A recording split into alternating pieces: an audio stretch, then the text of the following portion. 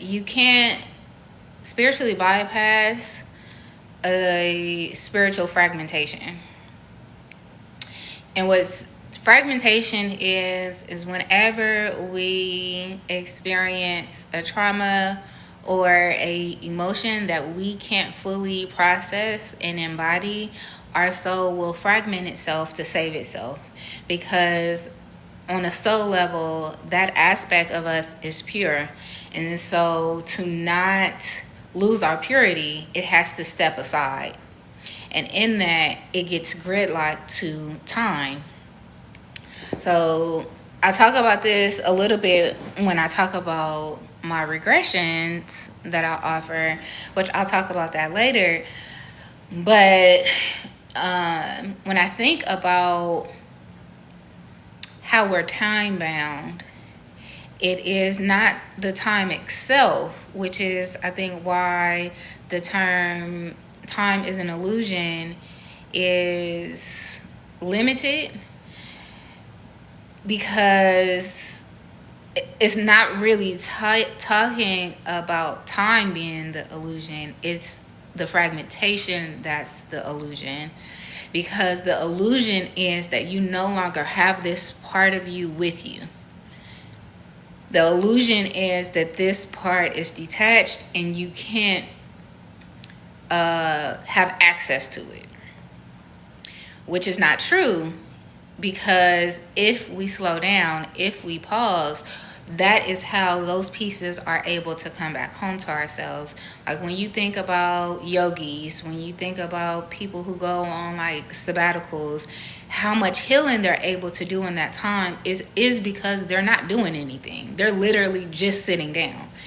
And so when you think about being on a healing journey and doing all this work, even somatically, which in some ways go against what I've been saying of like doing breath work and stretching. Yes, all of those things are great, but not for the purpose of healing, for the purpose of being present. Because while you are doing those things, you become more present and more centered in your body. And like that actually is the purpose. You become more present, your body will heal itself. Think about the Amazon, or even the fires that happened in California last year. They could not do anything to that land, not do any type of repairs. In 10 years, that land will repair itself because they left it alone. And often we think we have to do something, which only proves how little time we have. And it shows us over and over again that we are running from ourselves, because the more we don't have time is proof that we have coming home to ourselves to do. Because the more that you come home to yourself, the more that you are present, the more time you'll have. And so this idea that we don't have time is an illusion. It's just you think you're utilizing your time to get to your goals, to get to the things that you say you want and your manifestations. But your manifestations would meet you in being present.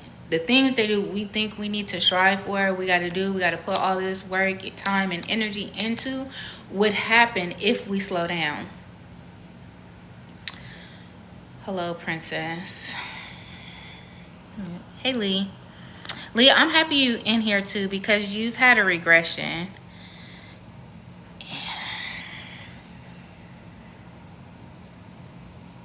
If anybody want to volunteer to become a moderator, I would appreciate it. Leah, I also sent you an email for you to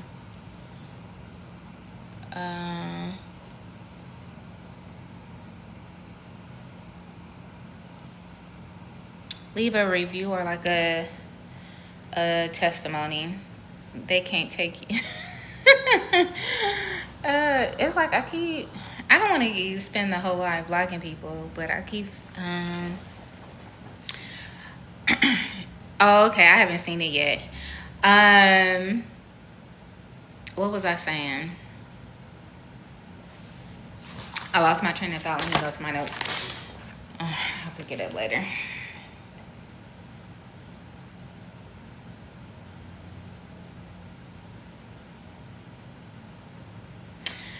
One of my notes, you cannot spiritually bypass because of fragmentation. Because fragmentation is time bound, you cannot bypass time. You can only retrieve the lost parts of you, and that is how you get your time back.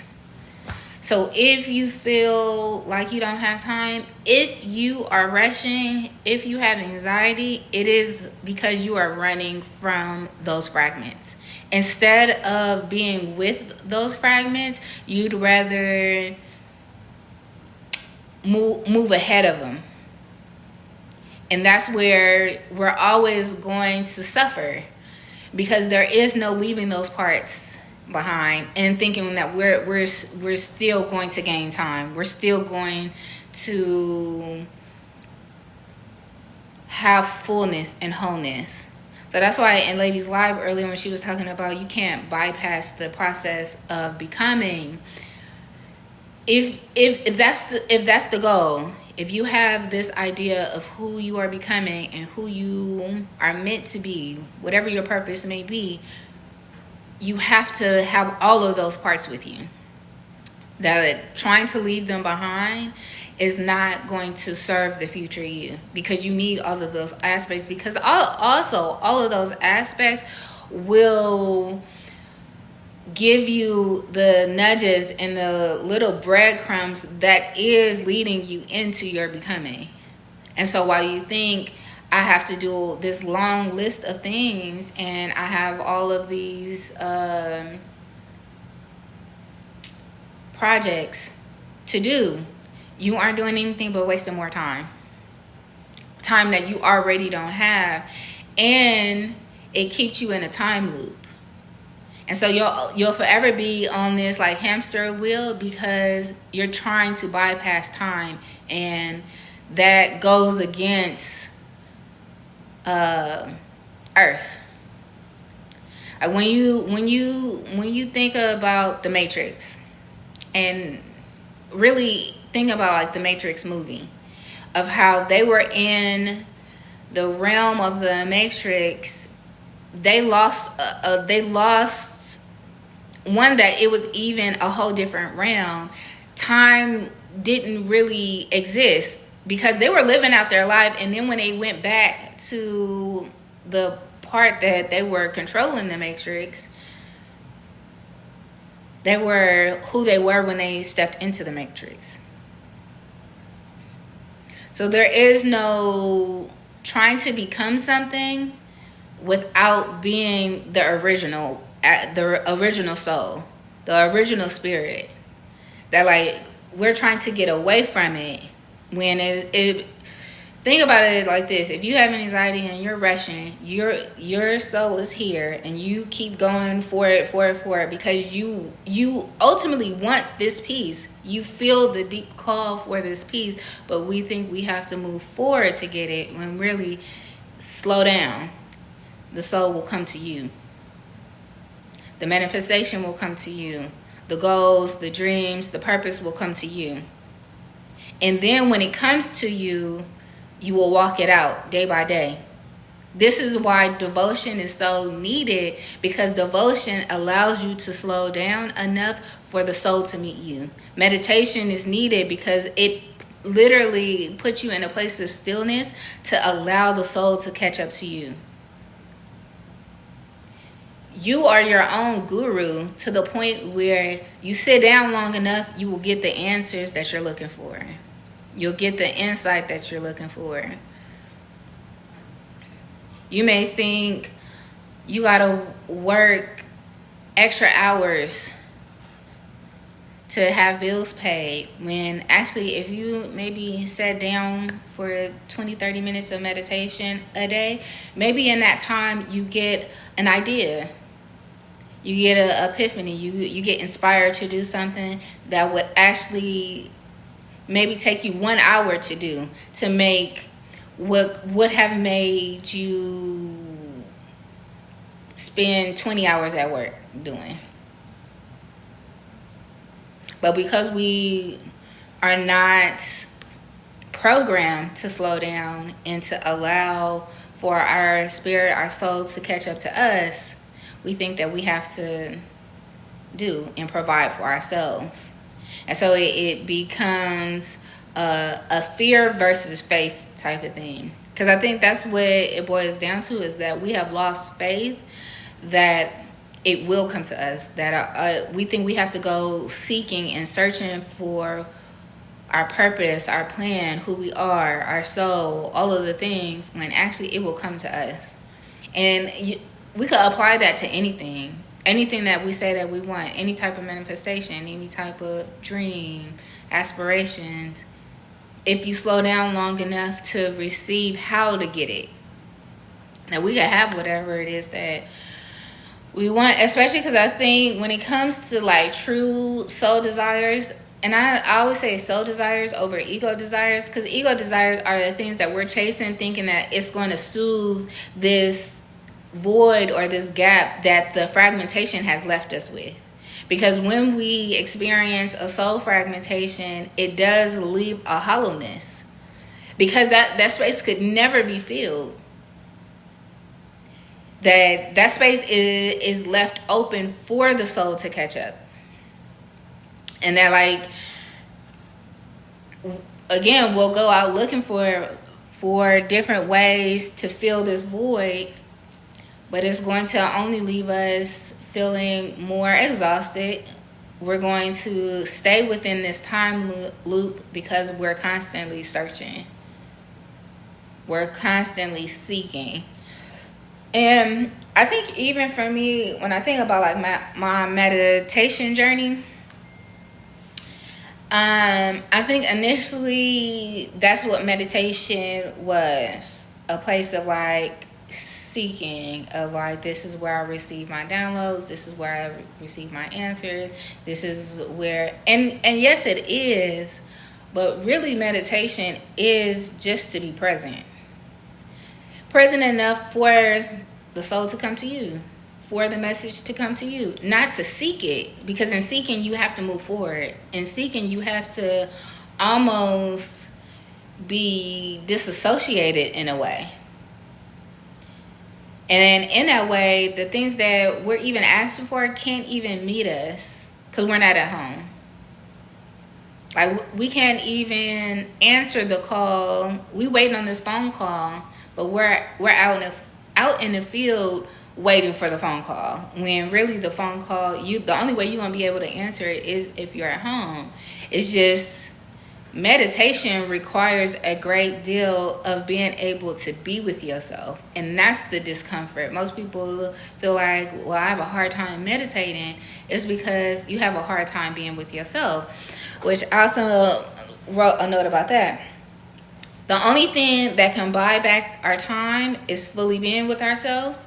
And so when we take the time to be in stillness and allow time to slow down, that is when the grief comes up. That's where the pain, the heartbreak comes up. And that's typically where we want to move forward. That's where we're trying to avoid or escape, because we don't want to feel that. But if we start looking at, this is a moment where I am buying back my time through being with myself, and see this grief, this pain, this heartbreak as this is mine, because these areas is showing me where I am giving my time away. Because think about grief, it continues to come back up. Heartbreak will continue to come back up. Pain will continue to come back up, waiting for you to be with it. So like, this is why I feel like you can't spiritually bypass, because we're time bound. You have to put the time in. And the more that we feel like, I don't want to experience that, it's saying I don't want more time. I don't want the time that it would take for me to get to this place. Which yesterday I talked about this a little bit, of like, a lot of my spiritual downloads that I probably got like 3-4 years ago is just now making sense. Now, because I'm able to integrate them, but I think I'm only able to integrate them because of slowing down. And I think it's back to like, you can't spiritually bypass where you're fragmented. So even though I was getting those downloads, and so now I know these things in theory, I have all of these maybe like insights in theory, but because the parts of me that would be able to embody that would be able to integrate that, is still in different timelines. It's still stuck in time. And so over time, I've allowed those pieces to come home. Now those messages make sense. Now I'm able to live them out and embody them and allow them to be a part of my practice, because I also had to do the work of bringing those pieces back home to myself. And so like then it was more frustrating, because I know this, but why isn't my life changing? And I think that's also the hard part, especially when it comes to spiritualists, is because you are flooded with insight and wisdom, because you're doing all the things, you have all these tools, and now your intuition is heightened, and so now you're getting insight that you would need a different version of you in order to embody this. And so the frustration comes in thinking that now that I have this insight, I can now become this person.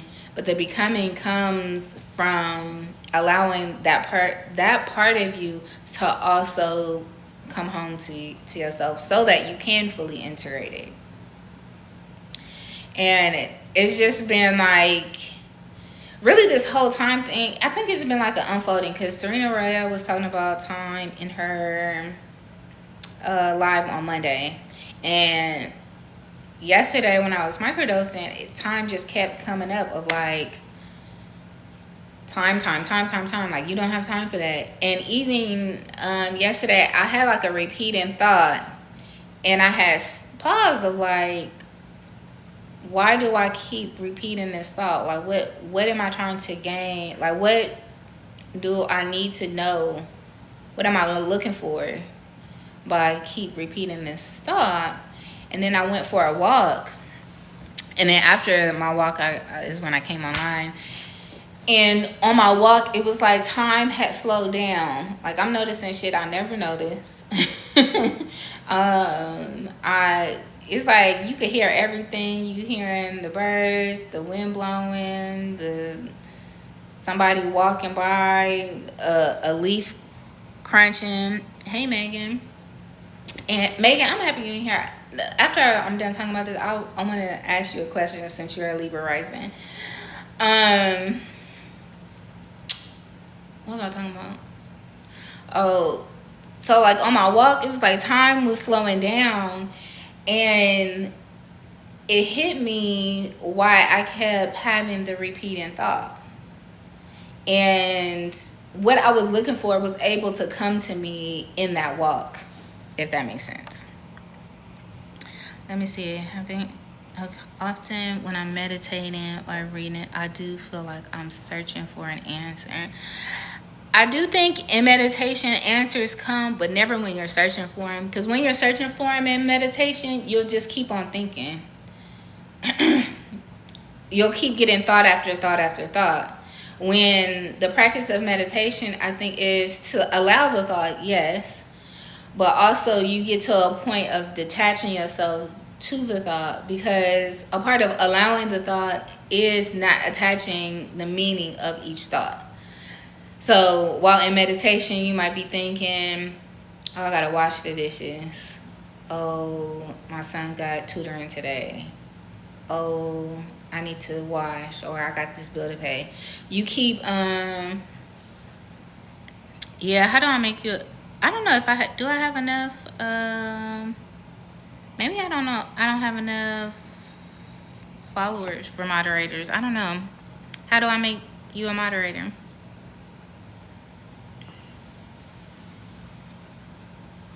I think so many people are coming in here that normally don't, because of click on her profile pic.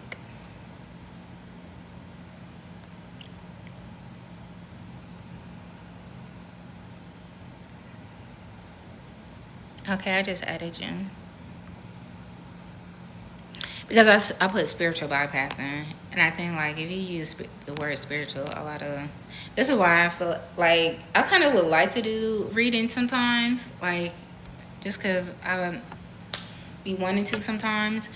But I don't want to because of who it would attract. Like, I wouldn't mind doing like a check-in or a week ahead type of thing with y'all. But I feel like if I get on here and people see tarot cards, they gonna be thinking it's something that it's not. But now I done lost my train of thought.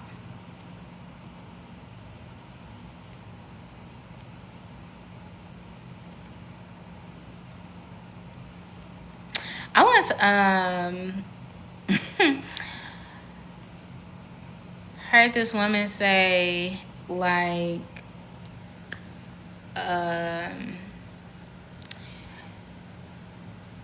like spiritualists, or I think this could be applied across the board of like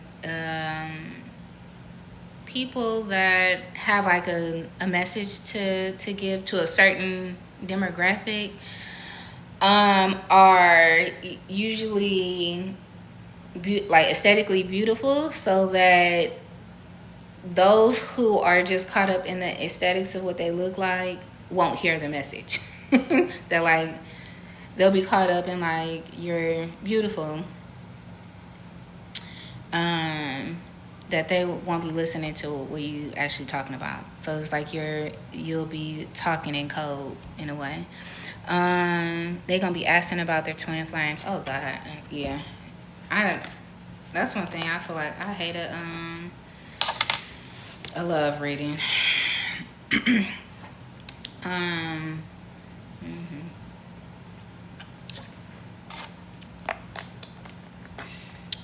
Okay. I know I was talking about time, but now I then got sidetracked. Let me see what my last little note was. The more we try to move past it, the more we try to move past time or give it to someone else, we lose. Oh no. I was talking about the more we try to move past emotions that are difficult for us to process, instead of being with it, instead of considering this is my trauma, this is my shame, this is my fear, let me be with it, and like actually build a relationship with it, that we would rather give it to someone else and build a relationship with them so that they can be the ones that help us process it. Hey Monet. But instead, if you could actually be with it and not try to move past it, but to bring it with you, that is also how we will be able to have more time, because we're not trying to escape this present moment. Often when we're rushing is because we don't want to be right here right now because of whatever emotion is present. So we're constantly trying to fast forward. And so rushing is a sign that, wait a minute, there's an emotion here that I am trying to not feel. There is a part of me that I'm trying to run away from. And we could go on fast forward, but I don't think we will get to the destination that we think we are moving towards any faster. It would actually slow us down. And so it's really like a mind fuck that we think if we go faster, we'll get there faster. When actually, when we go faster, we are taking longer. When actually, if we pause and we slow down, we would actually get there a lot quicker than what we think.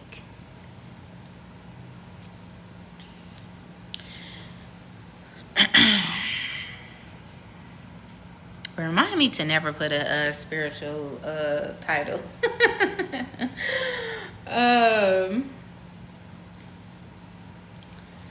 So that's going to be my focus in microdosing, which I already knew because like my first like microdosing journey, what did teach me a lot about like being more present. And yesterday, the focus was on time and matching that with being present. That like the more present you are, you have more time because you're slowing down. And yesterday, Julian had asked me like, does microdosing make you feel relaxed? And I said yeah at first, but I would say no now. That it doesn't make you more relaxed. I think you can make you more relaxed because I think the microdosing really just makes you more zoomed in to being present. Like I think it just makes you extremely present to the point where now you're more aware of how chaotic you are. And so you're more aware of like, oh, why am I doing this? So if you're walking fast, it'd be like, why am I walking so fast? Let me slow down. Like even yesterday when my son came home, I was like, wait a minute, microdosing might make me a better parent because I was just so patient with him. Like I feel like my kids ask a lot of questions anyway, but what were we talking about? We were talking about bees and queen bees for probably like 30 minutes. And it was just like, okay, I think microdosing and parenting will go together quite nicely. The only thing about that is like with mushrooms, you can't really get addicted to mushrooms because the mushrooms will stop working if you overdo it. That's how I am when I smoke. When I smoke, I feel like it gives me anxiety. But now that I'm thinking about it, I wonder if it gives me anxiety because I'm already anxious. But I have never really smoked and felt relaxed. I feel like I was talking to my friend about this, that I think for some people weed makes them more introspective, and I think for people who are more introspective, it makes them more what's that opposite of introspective? I'm having a brain fart. I guess more extroverted, but it feels disorienting for me. Like it feels like me being out of my body.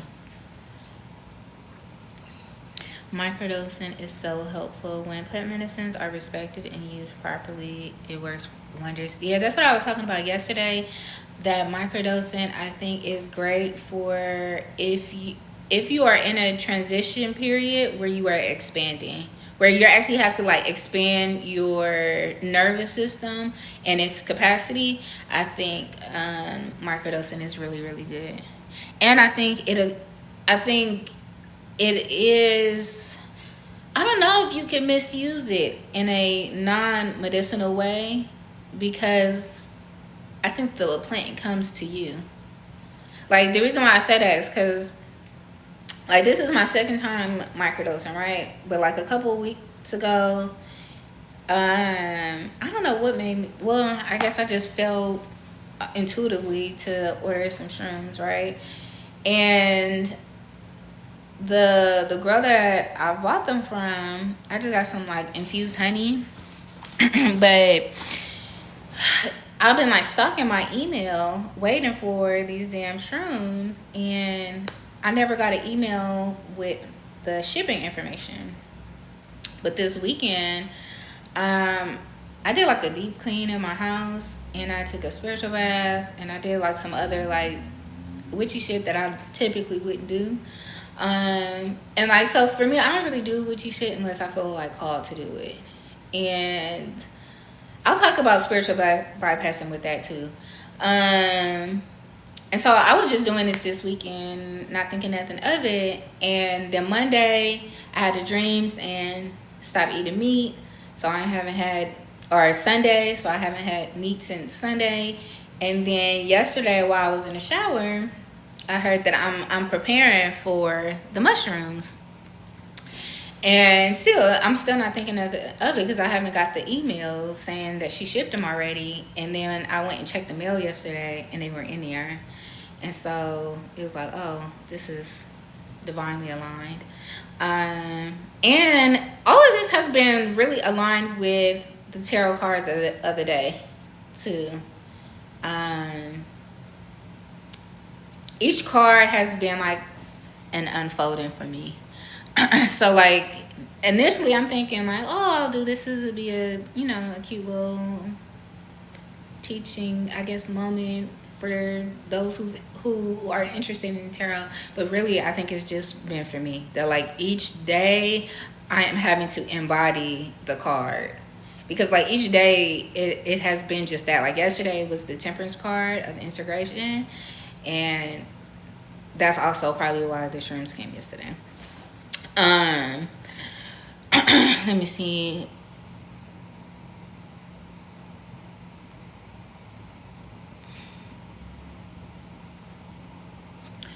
I was gonna. I wanted to talk about spiritual bypassing when it comes to doing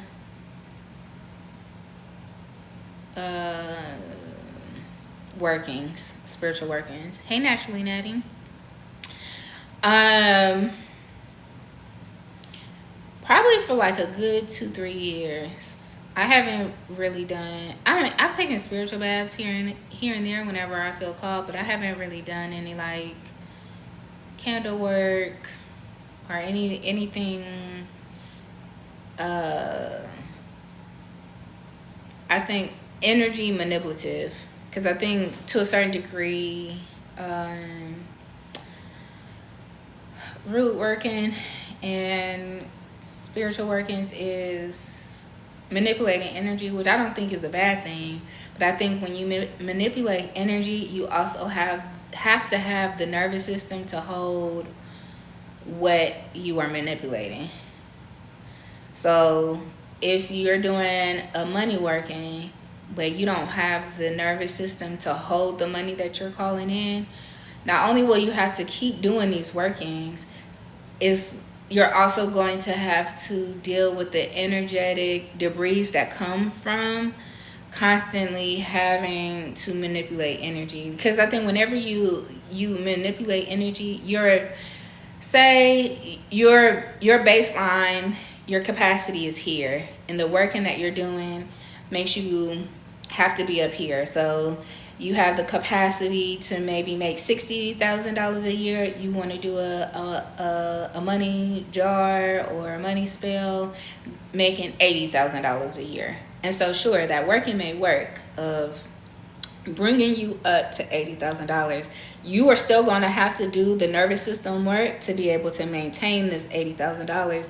And that's the part where I think when people go into like new age shit and start doing witchy shit, and they get into psychosis and their life falling apart and shit, is because you raised to a frequency that you can't maintain, because the shit that's unraveling is kind of like your tower moment to ask you to come back into your body, because what's happening is it's putting you back into the emotions that would allow you to flush out. So you would have to process these emotions so that you can expand your nervous system to meet that new baseline.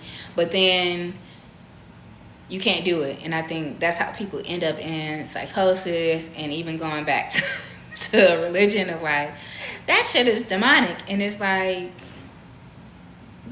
it's demonic because you were dealing with your own demons. Now you could go back to Christianity, them demons ain't going nowhere.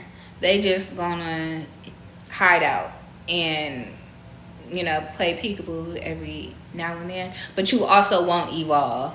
So I think to be religious, you also have to be emotionally immature. I just seen a TikTok about this too. you're trying to rush the process, which is why I'm saying, like, you can't bypass time. You got to put that time in.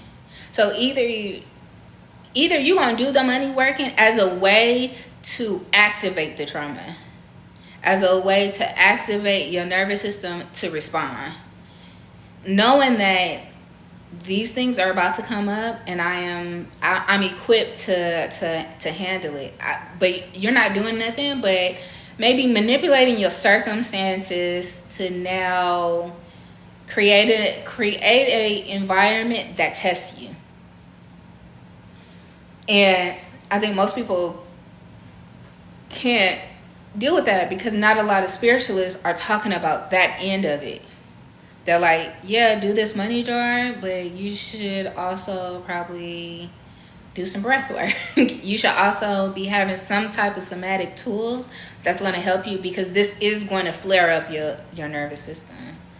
And while I think spiritual baths can help you in being present so that you can process the emotions, it is not going to bypass the emotions coming up. There's no way around that. So sure, you can take the spiritual bath that might make you a little bit calmer, that will allow you a place of like calmness and stillness so that the emotions can rise. You can fully process them. You can fully allow them to be in your body. But you're not going to be able to do this working and think you're not, especially a money working, you're not going to be able to do a money working without also having to work through low self-worth, without having to probably work through shame, without also having to work through scarcity and all the ways that money isn't already present in your life. Because if those things didn't exist, you would have the money already. And that's another part of spiritual bypassing, is that you want to get to a place so bad when in the reality, if you had the capacity for it, you would have it. So anytime we set a goal, anytime we want to move to a new frequency, a new baseline, you also got to know, I'm going to have to do some nervous system work in this. I'm going to have to slow down to allow the version of me that's stuck, that can't fully embody it, because I can't fully embody it right now. So let me also call forth the fragment that could hold this. But most people don't I will say don't know that, and even if they do know that, can't get through it because of the difficulty in it. Like the first time I microdosed, it made me realize how people could lose their mind in doing like psychedelics and drugs. Because the thing about plant medicine is that it travels through your nervous system. And in order for it to travel through your nervous system, it snaps you back into your body. This is why it slows down time. This is why it makes you more present, because now you're fully in your body. But if all of these emotions are coming up and it's difficult for you to process and feel, it feels like I don't want to be in my body. I want to crawl out of my body. And think about a time you didn't see somebody tweaking out in the street, acting a fool. It is because it is so uncomfortable in their body that they are making crazy movements. They're doing crazy ass shit because it feels like ants inside your body. They're like, I got to get out of here. And think about an anxiety attack, but to an extreme amount, because even with anxiety, you might feel it to a certain degree of, okay, this feels uncomfortable. There's a lot of energy. I'm feeling antsy, but you can distract yourself. You can pick up a new relationship. You can watch TV. You could do all these, scroll on social media to ignore that your breath is labored. Ignore that these racing thoughts are coming up. You have all these different ways of escaping. But when you take plant medicine, the medicine itself don't give a fuck about none of that. And it really is going to zoom in to the micro shit where we hardly ever think about.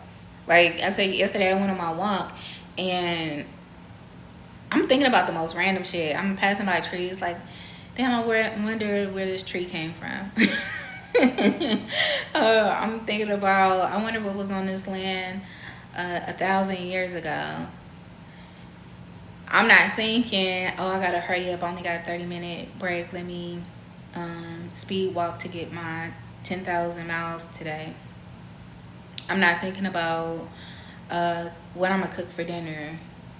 It really makes you more present to where you see what is available to you now, which also helps in the future version of yourself that you think you're rushing to in this frantic state of like, I got to do these things, I got to have this to-do list, I got all these things I got to take care of. You think you're rushing to get to this future version of you, but if you slow down and if you were present, you would be able to see the subtle ways that we're always guided. There's always some synchronicities, just like you're saying with the plant medicine coming yesterday.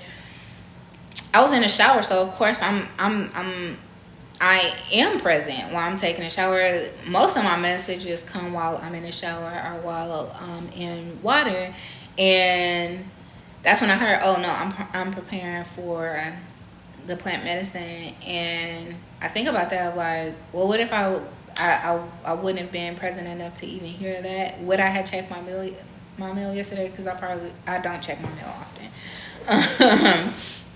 Or even things may not have worked out the way that they worked out in that way. So I think slowing down will give you back the time you think you need to rush through.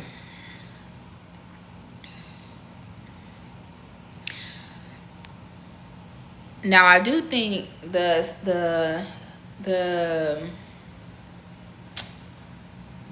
shit I did this weekend, like the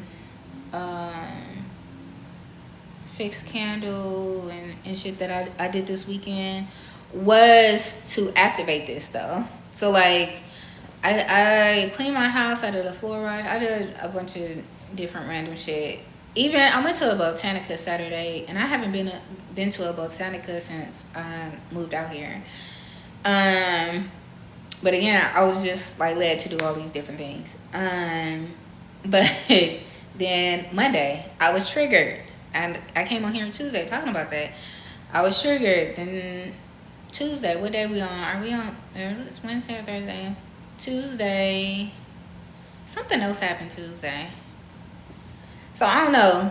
The beginning of the week, there was like little mini fires going on in my life. And so yesterday, me taking the plant medicine, I think was also helping me like be more present so I could integrate the little fires I had set off by doing witchy shit all weekend.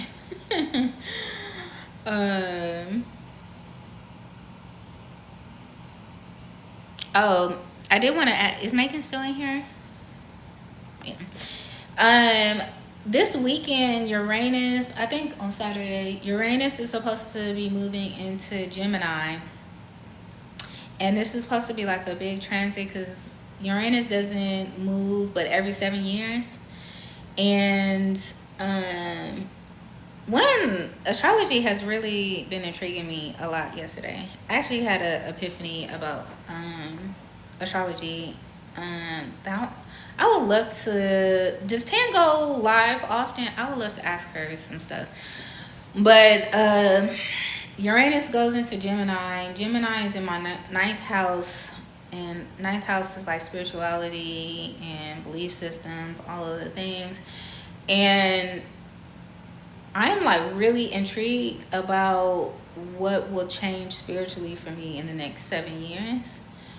Because they say like quick change comes in when Uranus, so like an epiphany or something new comes in. How are you feeling about that, Megan? Because I know you're a Libra rising too. So it would be moving into your ninth house too.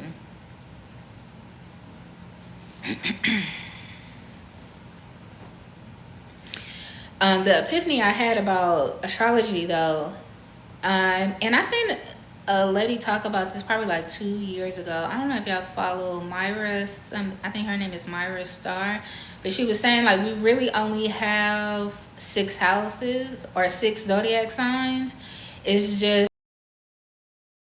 other half of our chart is the polarity of the first.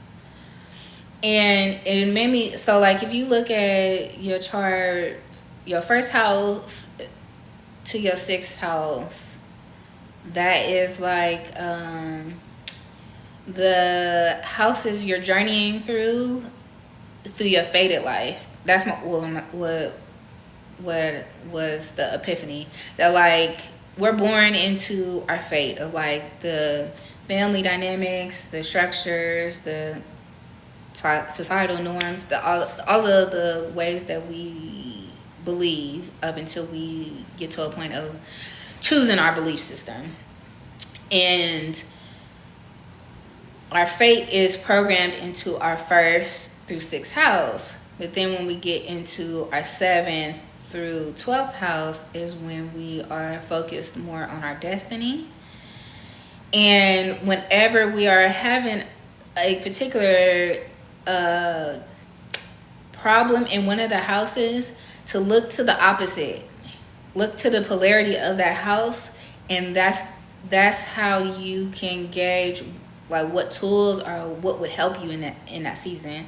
So for instance, with Gemini being in my ninth house, whatever would come up spiritually that maybe I'm having a hard time with, I would have to look at my third house for the solution. I watched that video you sent me. I feel neutral. I take and discard beliefs in my journey often. I would say the same. That like it might be something I believe one year and then I'll have an experience that I might not completely disregard it, but I might have like an expanded perspective on it now. Because that's how I feel about like witchcraft and doing like spells, that like yes, I believe in them and they work, but the purpose of them, I think for me, has changed.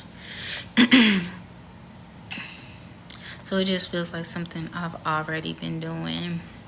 Yeah, I guess that's what is intriguing to me, because I feel like I'm already pretty like spiritually free. So I'm interested in like what would transpire next, or like what will come up for me next. Okay, this is helpful. That makes sense. Ooh, Lee, Gemini is in your sixth house. That is good, because I was looking at one of my friends, because we all, I guess are friends on Pattern, and I was looking at her chart, and it said Gemini with Uranus transit in Gemini, seventh house, you are having a like revamp of your relationships. So you might not be in committed relationships over the next 7 years, or if you are in a relationship, the dynamics of the relationship would change in a way that you still feel free and like liberated. That like committed relationships that are considered like societal norms probably wouldn't work for you in a Uranus and Gemini time period. That like you would need probably it will probably look like open relationships, or if you are dating, maybe encountering people who are emotionally unavailable, because you still need a sense of independence and like still feeling liberated. I do need to do more research into, since I'm not as versed on Uranus placements. So what's interesting too, because like how I was saying, like each house, you gotta also look at the polarity of it, because that will show you what you're transitioning into. And so with ninth house, the polarity is the third house, which is about communication, siblings, which was like, okay, that's why all of this shit happened with my siblings before this transit. So, and this week, all of that has also been flared back up. So it was like, which I keep saying, I ain't finna keep talking about them people, but that's what I meant by like this week was little mini fires being triggered, and it was just like, yep, nope, ain't returning to that. So I'm excited to see like what happens. Tony, like the North Node and South Node journey. The North Node and South Node, yeah, I guess you could.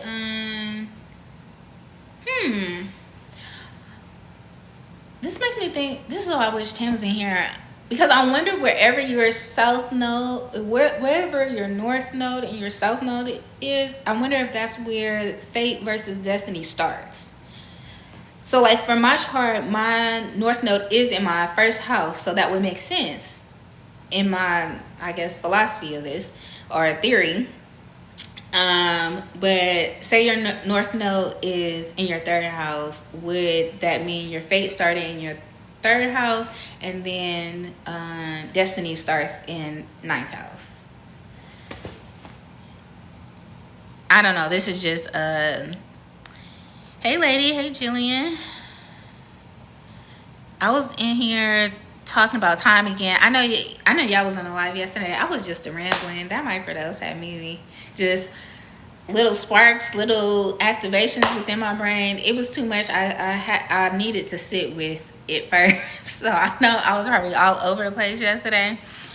But I'm gonna post this on YouTube. I feel like today I was able to like get it out in a way that makes sense. Lee, that's very comforting. I have no desire for any kind of commitment. Yeah, so like the timing is really good for that, for you, Lee.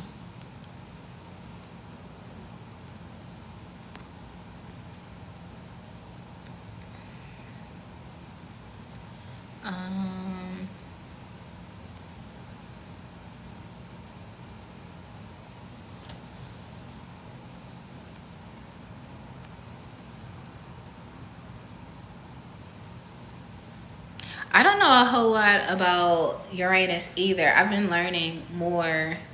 Because I keep seeing stuff about this transit. I was just curious to ask you what you thought about it, because I know it'll be affecting us in similar ways. They say travel is supposed to be a big thing. Too, which I'm excited about. My North is in my ninth house and my, oh, and I said that. That's funny.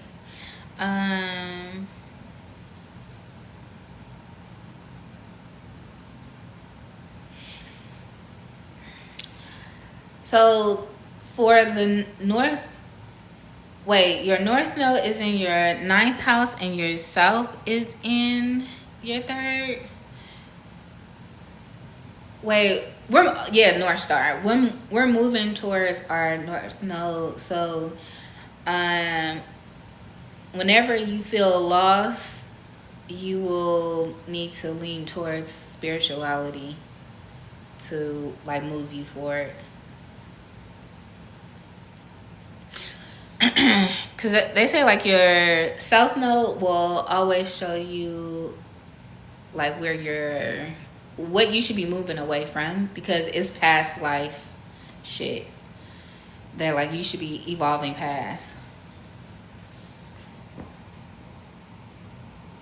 Oh lady, I wanted to give you an update after microdosing. I was so patient with Mason when he came home yesterday. I said, I don't know, microdosing might make me a better mother. I wish I could do it every day.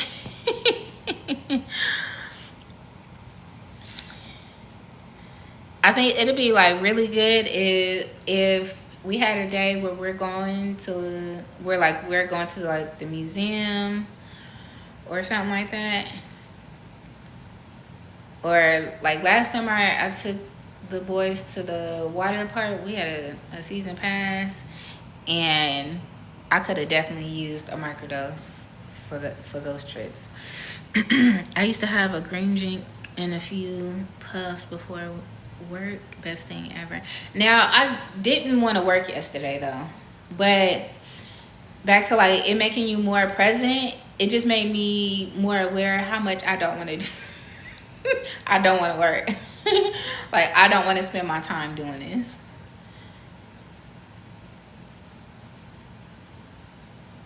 I want to try microdosing once I've broken free. It actually might help you in the process of breaking free because it doesn't make you high. Jillian, too. I said earlier because yesterday you asked was I more relaxed, and I thought about it. It doesn't make you more relaxed. It just makes you more present, and like you will start to do things that will feel relaxing to yourself. So like when I came on live yesterday, I was still getting like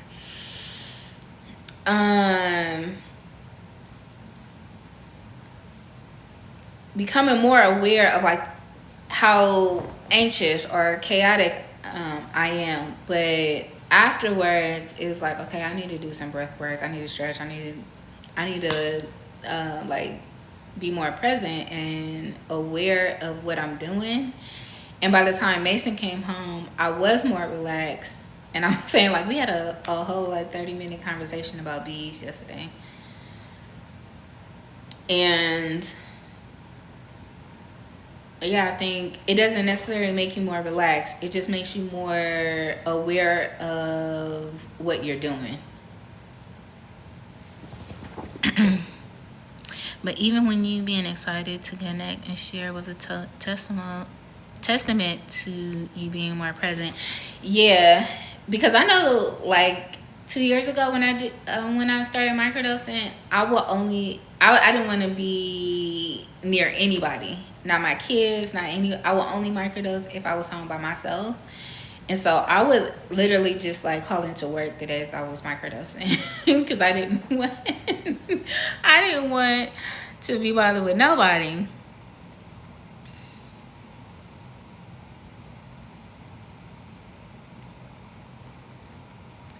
I would love to go hiking and like be in nature and microdose. I think that would be good. So you could feel the difference when you were coming off. Yes. Because I didn't feel like the tingly of being present, but afterwards I did keep like checking myself of like calm down, go slower. So like even yesterday bath time, the microdose had for sure wore off, but I was still just like, be where your feet are. We're in bath time. It's okay. All is well. All has not been lost. He will be sleeping an hour. Relax. Chill. Even yesterday, I was on my patio and I was like meditating. And it's like the kids could just sniff out when you're trying to be in a relaxed state. Everybody, including the cat, came on the patio with me. And it's just like, okay. So it also made me more aware that when I'm regulated,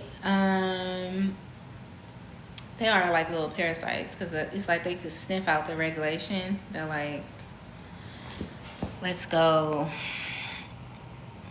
suck up some of that regulation. We should do it. Oh, that would be an experience. Yes. Okay, I'm with that. I think we should microdose, go to yoga. Remember, I had sent you that yoga in the park on Instagram, Eli. We should microdose, do yoga, and then go to like a nature park or like a lake or something. I do pretty. You want to try it? I can send you the link.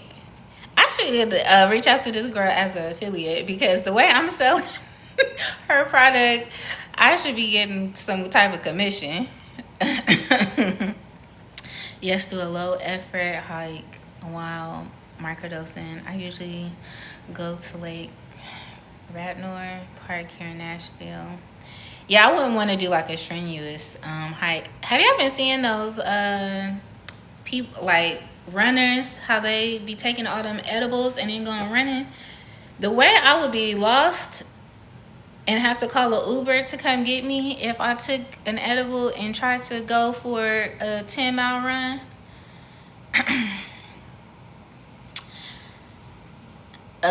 Okay, let me screenshot so I know who is asking for the link. Okay, let me screenshot so I know who is asking for the link.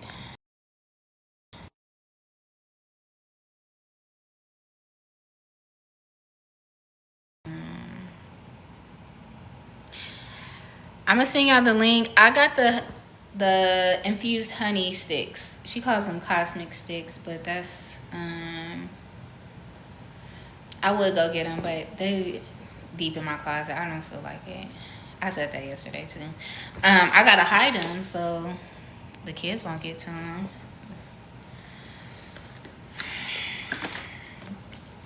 But so far so good. So my plan is to maybe microdose 2-3 times a week.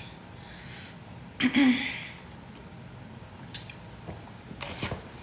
see how this goes. So the beginning of the live was talking about time and how, you know how they say time is an illusion? And it's not that time is the illusion. It is time, our fragments is what's an illusion.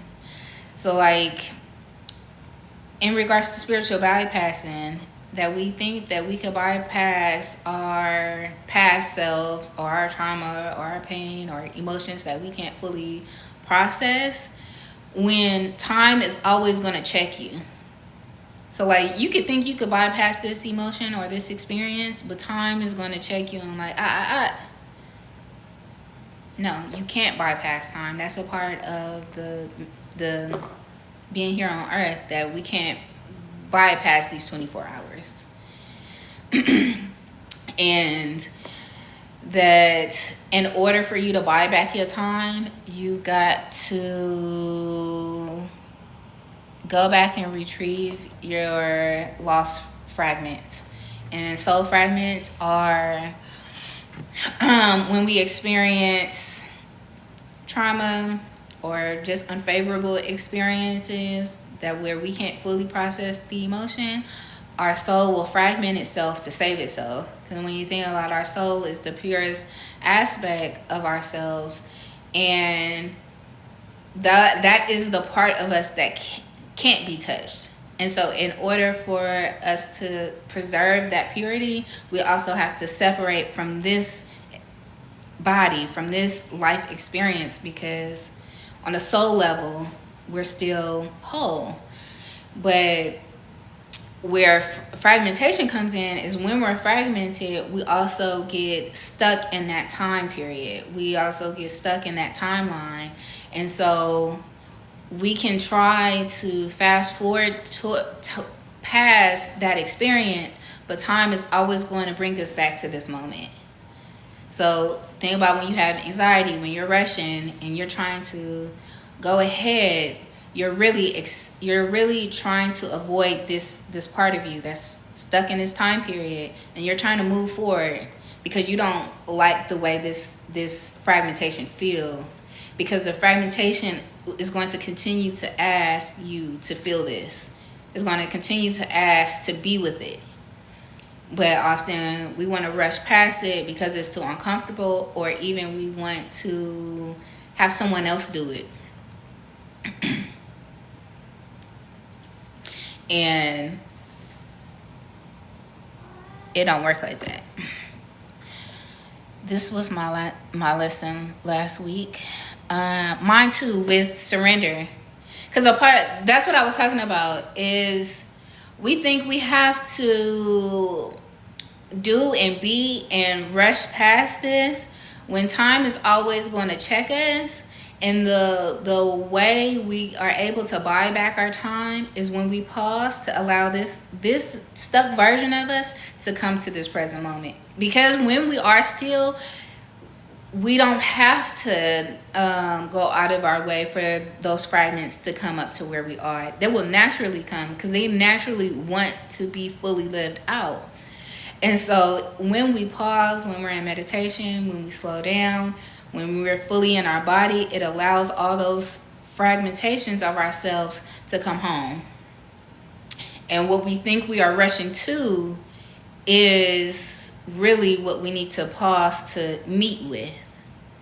And so we think we are rushing to this destination because we naturally internally feel the call of like there's something stuck, there's something missing, there's something that I need. But you think you have to do something in order for it to feel whole again, in order for you to get unstuck. But in that rushing, if anything, you are taking the long route, because you're just getting further ahead from this piece. And so now when you pause, it's going to take longer for this piece to rise up for you to meet it. Is the goal to reintegrate the fragment? Yeah. So like, Lee, if you don't mind me talking about your regression session, let me know. I'll wait to talk till you give permission. Okay, go ahead. So in Lee's regression, she regressed to several different ages. And it's not necessarily about the ages or the memories itself. It's about the emotion that existed in these memories. So you're not necessarily just going back to these memories because it was traumatic. Is because there's an emotion that wants to be processed, and that now feels like you're capable of processing. And so in my regression sessions, I'm basically walking you into a deep meditation so that those fragments can rise to the moment. So this is why I don't really call it any one specific thing, because I used to call them past life regressions, but not everybody regresses to a past life. Some people regress to when they're 3 or 5 or 7, or even sometime a past life. But really what it is, it's not about the lifetime, it's not about the age, it's about the emotion that you have the hardest time processing that is now ready to be processed. And that in itself will help you move along. That itself will expand your capacity. Because we think that the more that we do is going to build the capacity. Capacity is built, honestly, through stillness. It's through slowing down. And because that goes against what we're programmed, that, we got to pull ourselves up by our bootstraps, but really slowing down gives us more time. That's what I realized yesterday in microdosing, because everything was kind of going in slow motion. It was like I just took a 30-minute walk, and I felt like I was walking at least for an hour. And I was just thinking about like, oh, this is what they mean by time is an illusion. And while I was walking, I was having all of these like epiphanies and these emotions coming up that were triggered the day before. The frustration I felt in the store, the pain from the other situation. Okay, that makes sense. Yeah, so like with Lee, on one part of her regression, she was in a candy store, and she wanted to reach to grab the candy, but she couldn't. And so her not being able to actually grab the candy was because she didn't have the capacity to. She didn't have the capacity of holding her desire and getting her needs met, her wants met. And so in the regression, we came to that point. I was able to help her process the emotions that were coming up that told her that she wasn't worthy. She couldn't have that thing. The maybe frustration or shame that came up with that. And once we were able to process the emotion, she was able to grab the candy. We moved on to the next memory, the next emotion that wanted to be processed. So my regression sessions are more about processing old emotions that are on backlog. And the emotion itself is just attached to a memory because of it being gridlocked into this timeline.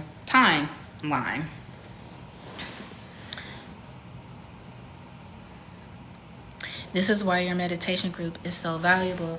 I was talking about, thank you, first, but I was talking about how meditation isn't about so much seeking. Like, yes, you get answers in meditation, you get guidance, you get epiphanies, you get aha moments, which, yeah, love those. But probably out of 10 days of meditating, you might only really get a message or an aha moment maybe 1 or 2 of those times. Those other 2 times really is, I mean, those other 9 or 10, 9, I can't count, 8 or 9 times, you are slowing down enough to allow those emotions to rise. But also, when the emotions arise, it is telling you what you have been escaping, and that's the hard part. And so, like, meditation can be calming and peaceful and all those things. It can also be deeply uncomfortable, but that's the work. And either you're going to be committed to the work or you're not.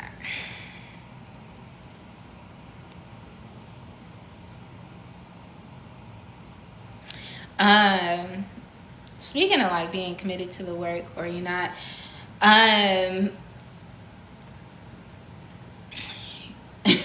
know we were and Lady Alive earlier, we was talking about mean Valerie. I think I could be mean because maybe I'm impatient or I'm direct. And so when I said I think we being trolled here is because she wasn't looking for no solutions. And this may just, I keep saying, this might be a Virgo thing. That like, I don't want to just hear you complain. I'm gonna want to give you a solution, and if you don't want that solution, I want you to get out my face and don't tell me nothing else. This is why I hesitate with readings, is because a lot of people want a reading as a way to bypass shit. They want a reading to confirm what they think, and they want to get a reading for validation, when it's like, I'm gonna do this reading and I'm gonna give you the information and you do what you want with it. But it is very frustrating to see people not do anything with it, because now I feel like you didn't wasted my time and you didn't wasted my spiritual abilities, but I could be utilizing them for my damn self. That like, I don't really care about how much you just paid me. You just wasted my time. And why would you pay money to waste both of our time? That's very irritating to me. And that's where I am not nice. Serena talks about this with readings, how folks just want validation. They be trash, yeah. But after I do one reading, more than likely I'm not doing another reading for you, unless there's been like an extended period of time, or I'm still like in touch with you enough to know like, oh no, this person is doing the work and they're coming back to me for their next level of work. But I'm not doing a reading for you to talk about the same shit. That's Earth signs, period. I'm the same as Capricorn, solution oriented. Yeah, so like when she came in the line, what I mean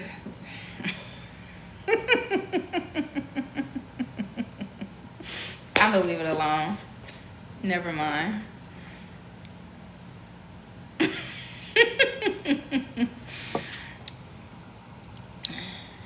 But I said maybe I need to shut up sometime.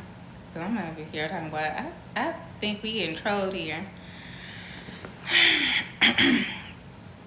They be wasting their own time.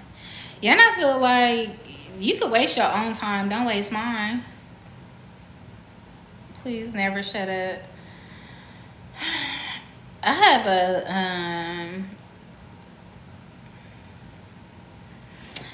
a hard time with that. Like, not shutting up, but then knowing when to shut up. Because like probably like 2 years ago, that was like my lesson for the year was like shut up. But it was also because I was talking to the wrong people. That like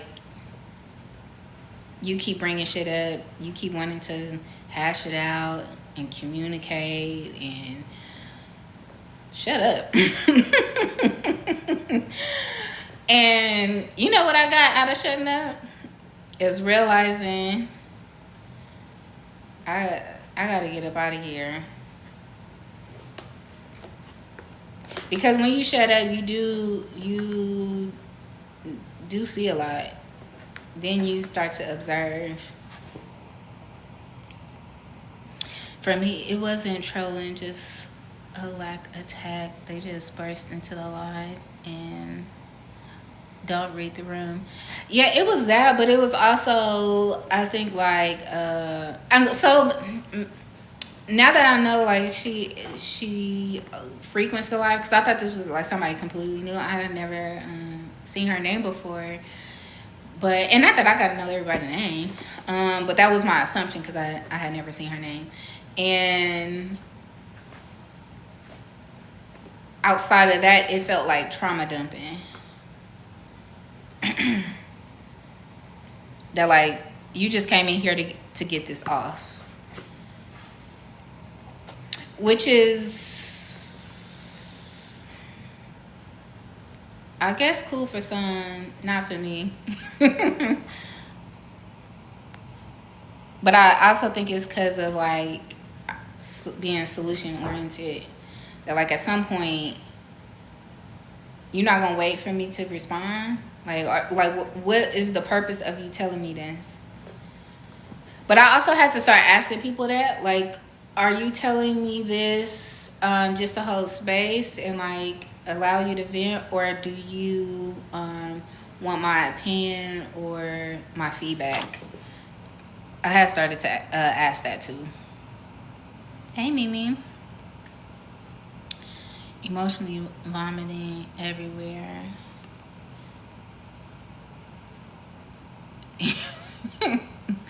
Ali, you had the same thought. It was just me who said it. First, because most don't want advice, just dumping. And even if you don't want no advice, I feel like I can hold space for you to arrive to your own conclusion. But when I'm also gonna be like, okay, arrive, come on, like get to the meat of it. And I don't know. I feel like maybe I got to know the person enough to be able to gauge. But even when my friend came on and we were processing together, that's why like at a certain point I check out, because I realize, oh, you don't really want no help. Like you actually don't want to do anything about it. Even if you don't want no help, you don't want no solutions, you don't want to do anything about it. Especially if you get feedback and we see you not processing it. Yeah, I think it's the like just wanting to wallow in it. But I was just having a conversation about this, that like I think there's just two different type of people That like there's people that feel like these are my circumstances and it just is what it is.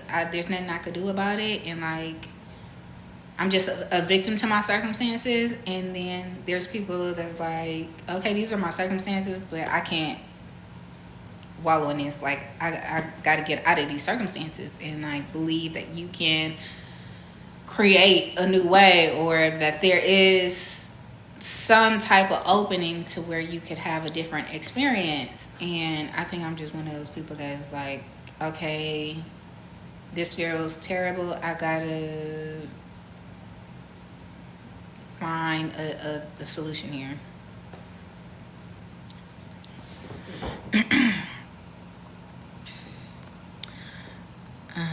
But it be a lot in the moment. Yeah, I feel like that might have been for a direct message or something. But then that might have been too overwhelming to get as a DM too.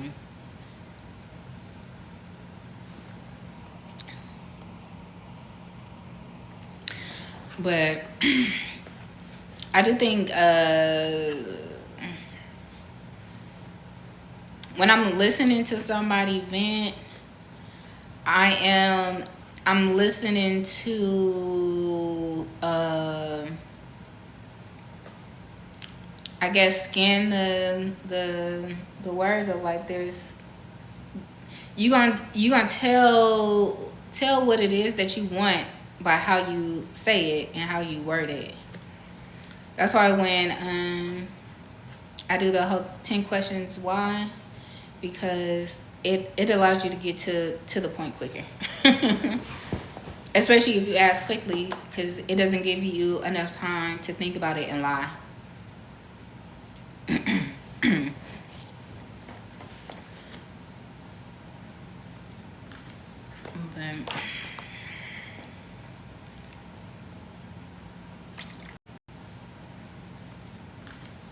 but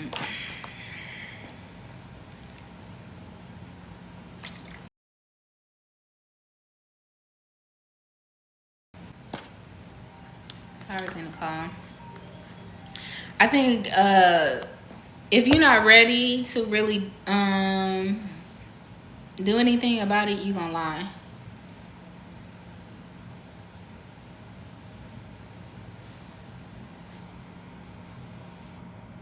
And by your hesitancy in answering,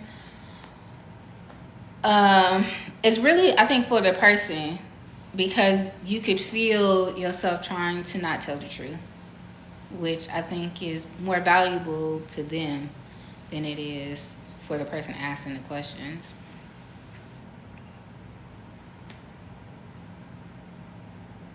I'm not who you come to for coddling. I'm who you come to when you're ready to stand in your power. I say this often, and I used to say this just about my family, but I think about people in general, that the same, you either gonna come to me or avoid me for the same reason. So if you want to hear the truth, if you want a solution, if you want to really sit in what the reality of what's happening, you'll come to me. If you don't, you'll avoid me. And that used to be, I think, like, hurtful, because then it'd be like like it was something happening with my dad once, and I didn't know anything about it until I talked to my siblings, and I'm like, oh shit, like I didn't know. And like my sister laughed, like, yeah, he wouldn't call you for that. And I'm like, why? And she was like, everybody know like not to call you about this type of stuff. And when she said that, I'm like, you know what, this is a good thing. Let me be the last on the call list, because what I started doing when I know somebody is being manipulative, I start manipulating back. So if you call in to make me feel bad about something, or make me feel sad for you so that I do something for you, I just start complaining too. Oh, your car just broke down. Damn, I just got a flat tire yesterday too. Oh, you sick? Me and the kids been sick all week. We just had the flu. We just had the flu. So don't get to asking me for shit. I get to complaining just as much, and then you can see how quick that phone call in.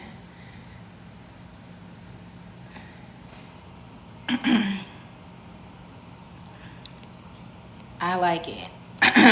I can relate in friendship. You know, I feel like in friendship, it has worked better for me because I feel like in friendship, in order for us to have even gotten to a point of being friends, you probably like that about me already, that I'm direct and I'm going to tell the truth. Where it probably has not been all that great is in doing spiritual work. I think the same thing. You'll come to me when you want that, and you'll avoid me if not. But what I have experienced with doing spiritual work is because I think in doing spiritual work, especially readings or even regressions, it is a very vulnerable space because I am witnessing you as you are witnessing you. Now, typically, if you having some like shameful shit come up, you get to deal with it in private. But in our sessions, we're having to. You're vulnerable with me, and I'm seeing that part of you too. But what happens is like, okay, we might have this beautiful session, this beautiful reading, and yes, shame may have came up, fear, all the ways you abandon yourself may come up. And in the moment, I've held space for you. It's good, it's great. But beyond that, when that shame comes up and you're not able to sit with it, you're also thinking, Valerie knows this about me.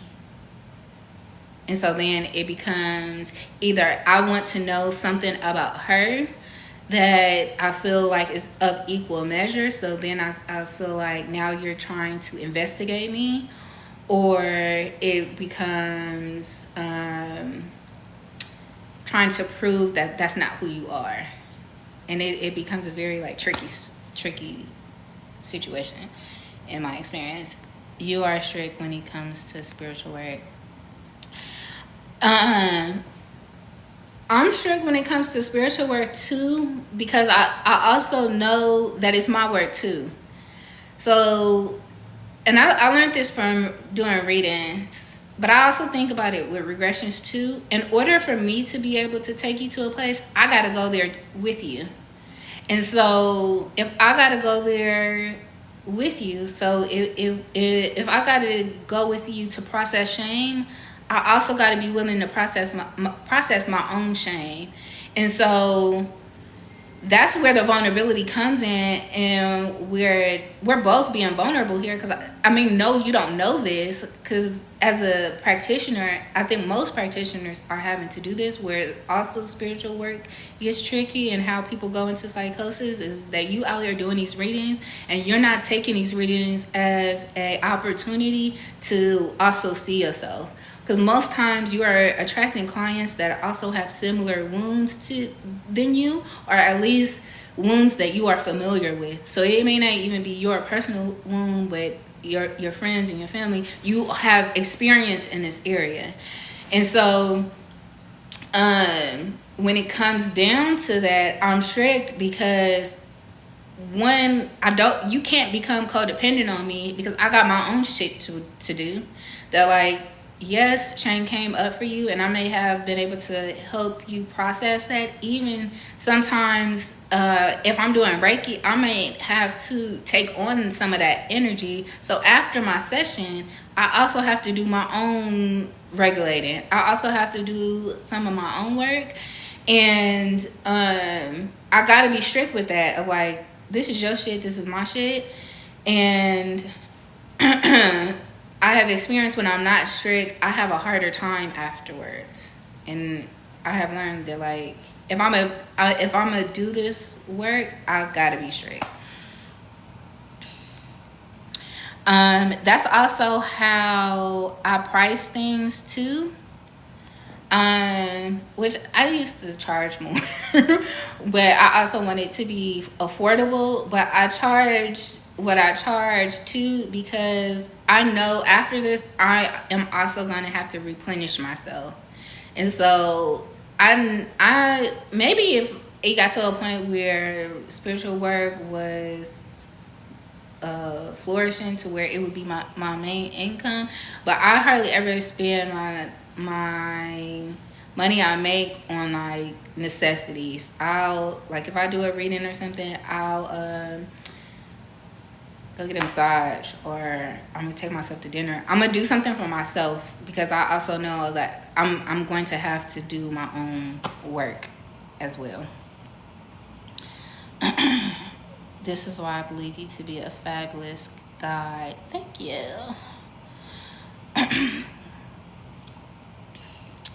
You know what else? I have been learning through astrology, like my 12th house placements of why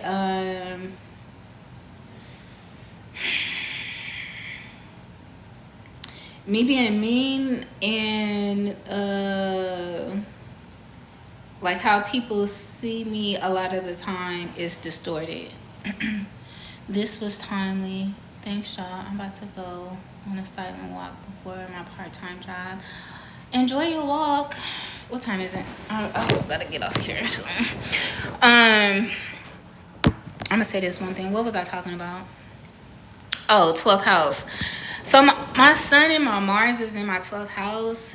And the thing about your sun being in your 12th house is the 12th house is about like what's hidden and kind of like what's internal.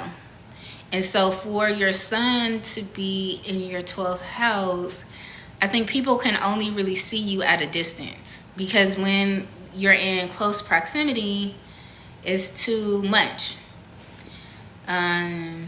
It makes me think of the story of Oshun, how everybody knows Oshun to be beautiful and vibrant and the deity of abundance and femininity, but she also ended up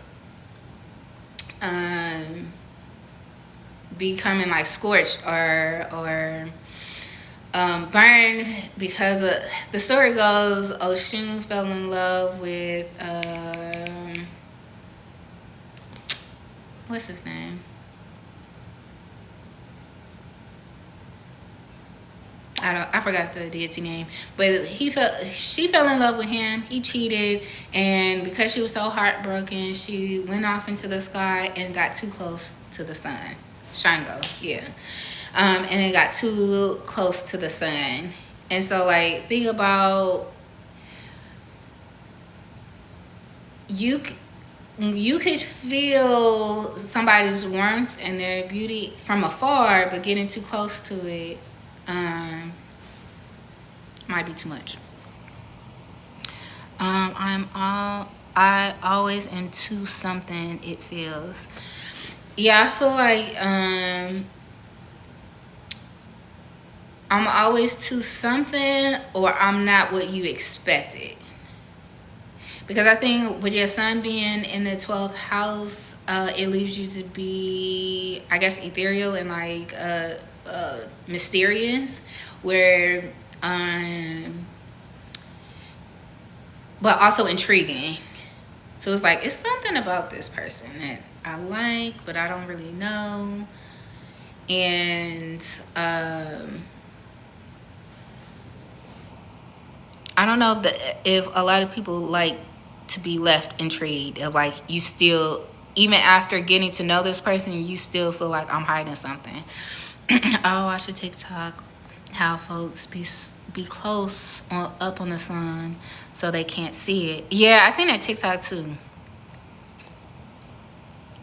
And I just seen a TikTok too yesterday. It was like a little mini reading, and they were saying like basically like people don't appreciate you until you're not in their life, and like you could get taken advantage of by being in people's life, because while your warmth and your nourishment is appreciated, it's also like, it's regular, it's whatever. It's cool. It's easily dismissed because you give it so freely, and then when you're gone, it's like, oh, I did enjoy that. Oh, that did feel nice. I probably should have appreciated that more. And I do feel like that's the case. That's the case most of the time. Like if I end a relationship,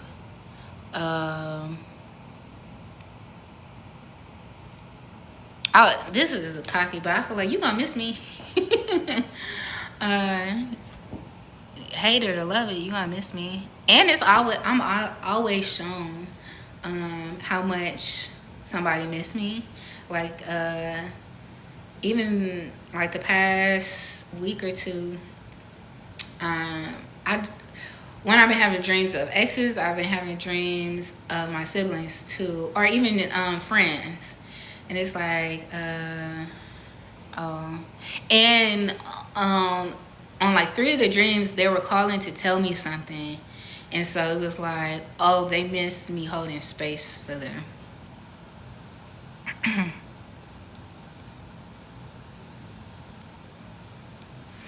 I definitely embrace. I stay back up off folks. I hold space for the fact that they can't.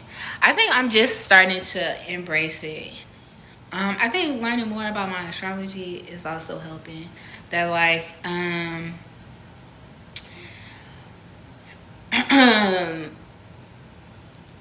because of my placements, I am going to be misunderstood. And like, if somebody is misunderstanding me, is because they're not curious. Like, I have made out a list of like what somebody safe looks like. And like, you know how people make like a dating list of like all the things that they want out of a man? Instead, I did it just for people in general, of like what a safe person would look and feel like. And curiosity was at the top of the list. How curious are you about me? How curious are you about how I think, what I feel? And that will tell me a lot.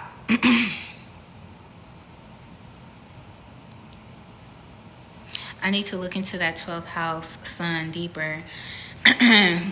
Yeah, I feel like it has I think like affirmed me in a way that like, oh, this is the story of my life. But like, now that I know this, I can embrace it more.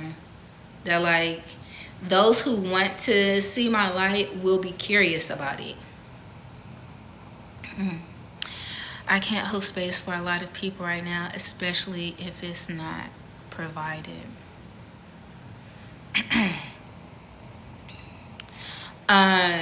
There was something else I was going to say about the 12th. Oh, my Mars being in 12th house is also why me being mean, or when I'm mad, catches people off guard. Because I think too, I'm naturally soft spoken, and I'm naturally quiet. But I think people assume because I'm quiet and soft spoken that I am timid, or that I'm what's the other word? Not timid.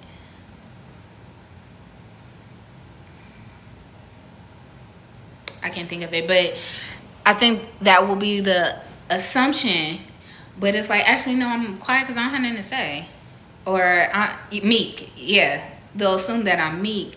And because people have assumed this about me, and projected this on me, I do think I have shown up meek and timid, not because I truly identify with it. Even me being shy, for a long time, I feel like I'm shy. It wasn't until I started doing like social media stuff, or even when I started my skincare business and I was doing like pop-ups and events and stuff like that, it's like, actually, I'm not shy. And I realized too, like in a social environment, I probably am going to be more introverted, but it's not because I'm shy or because I'm timid or meek. Either one, I don't fuck with you like that, or two, I'm just observing and I have nothing to say. But I think a lot of people are uncomfortable with silence. And that's the part of me that I also think people are intrigued by, is that like I'm naturally calming, but it is just because I'm chill. Like it's not because just because I don't feel the that it's necessary for me to like make small talk and try to, I don't know, appease whatever you thinking. I think that's what makes people be like, there gotta be something about her. It's like, I don't know that it's all that deep. And another part that I feel like when it comes to like the mysteriousness, I guess, I'm always puzzled by that because I also feel like I overshare. That like, but I do think me oversharing is a coping mechanism because of being misunderstood. That now I want to overshare, so like oh no, don't, like that's not what I was thinking, that's not what I was trying to say. And so now I'm over communicating, I'm over trying to share with you so that you don't misunderstand me.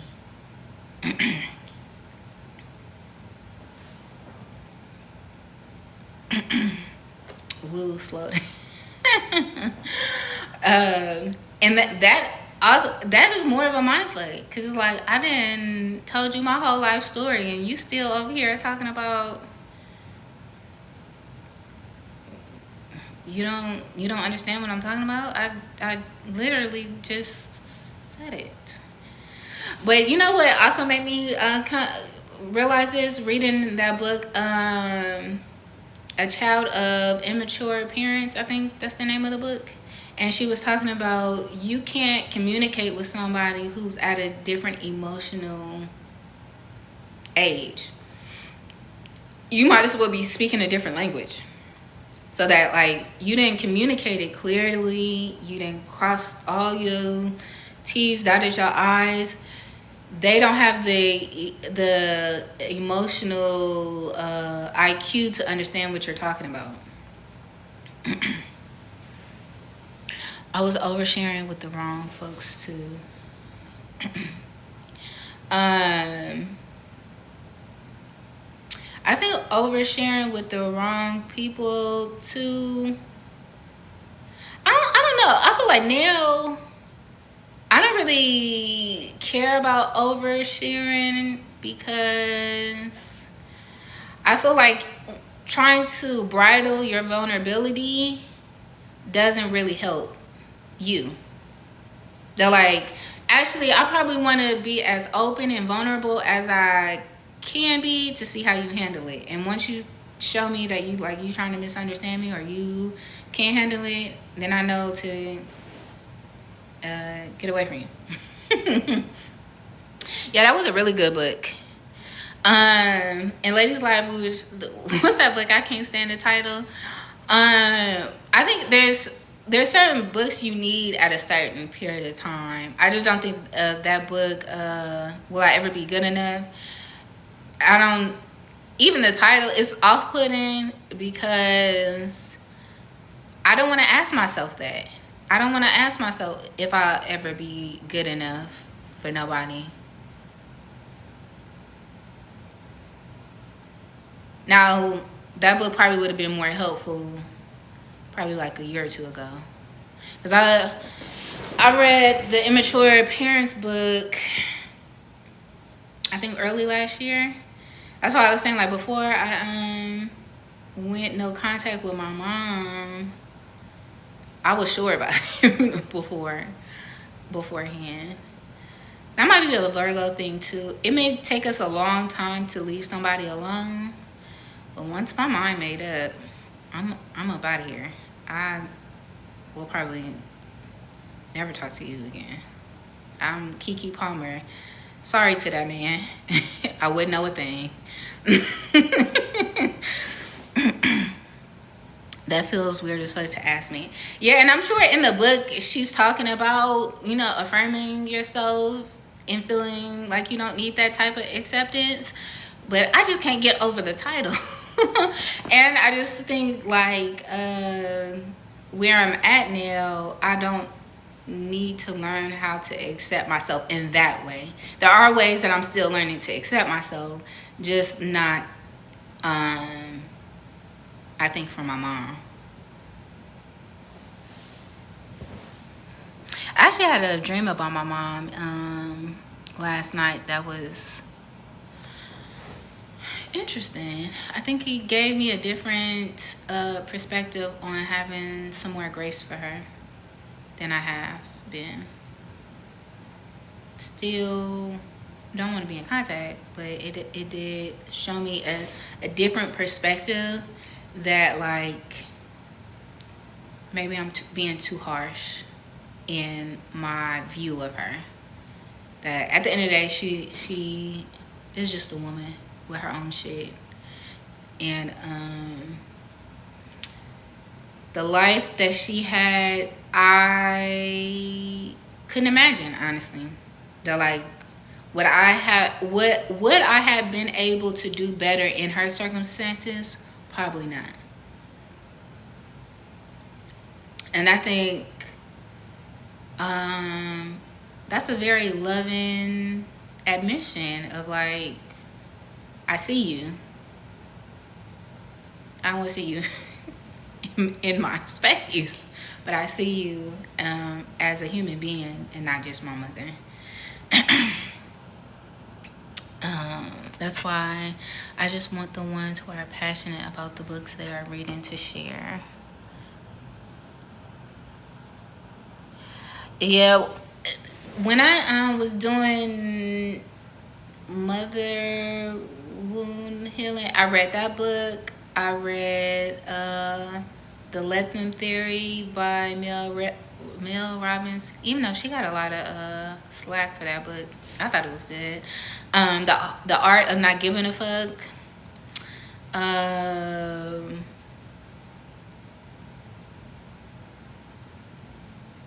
What other books do I think helped me during that time? I think that podcast that somebody suggested about the Black mother wound. I think all of those things is helpful for a time period that like at some point you gotta not care so much about this wound. That's what I've been learning this week too, in terms of time, that like maybe we're giving too much credit to the trauma or to the wound. And like if we can detach from the experience and focus on the emotion, we would get much further. But instead, I think our need, I don't want to say need because maybe that's a little dismissive, our need to be a victim to the experience. That like, what if this is just the perfect experience you needed to be able to call this piece of you back home? Because if we're going to zoom out and look at a grand soul level, that like we may have been working through this wound many, many lifetimes. And that is what I see a lot of the times when doing, like when people regress to a past life. Usually you'll regress to a past life if maybe you have healed all you can in regards to that wound in this lifetime, but it originated in a different lifetime. And so then you'll go to that lifetime just so you can also detach from it, because when you get to see shit from a different lifetime, you're not attached to that life, because you don't know all the ins and outs. You don't know the family members. You don't know all of what happened in that lifespan. You're just looking at this one memory, and because you don't really have context to why that was so difficult to process, you can also process it with a lot more ease. And when you process that memory or that emotion, it also will help you in your present life. But if we can detach from the experience and look at it as like, this is the exact experience I needed. And so like, even if I look at my relationship with my mom as like, actually she was the perfect mom for me, that like I've been healing from and through abandonment for many lifetimes. This I know, that I've been healing through this for many lifetimes. What greater person could have helped me with this? And if you could look at it like that, it becomes a beautiful exchange.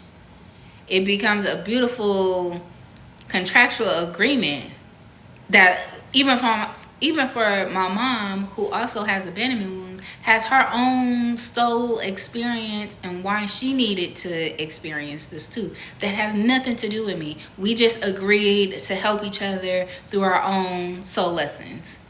We just agreed to help each other through our own coming home to ourselves. And if you could look at it like that, I think it makes for a much more easy way to accept the person for who they are, because you are looking at it from a place of innocence. Ooh, this is also, I'm gonna say this and then I'm gonna get off, but I'm gonna really say this. And this is a download I got the first time I microdosed, but I also got it yesterday when I was talking to Mason.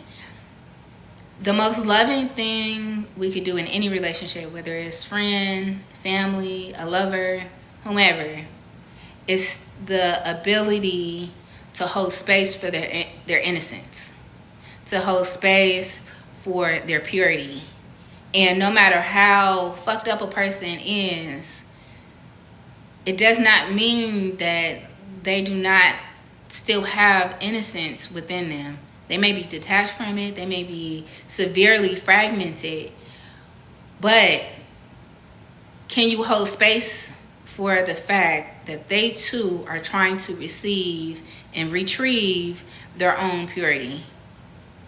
And that the chaos that they put themselves through, the fucked up ways they're trying to avoid, is because they are searching for that. They are in desperate need of that. And even in getting the fuck out of their way to go get that, you can allow them to pass with grace and ease of, oh, I understand what you trying to do. It's no harm to me. I don't have to take this personal. I don't have to take this as like you got a personal vendetta against me of like, you didn't abandon me, you reject me, you didn't did all this fucked up foul ass shit to me. Instead, I could look at it, oh, you trying to find yourself? Let me get out the way. Because if I could have been a reflection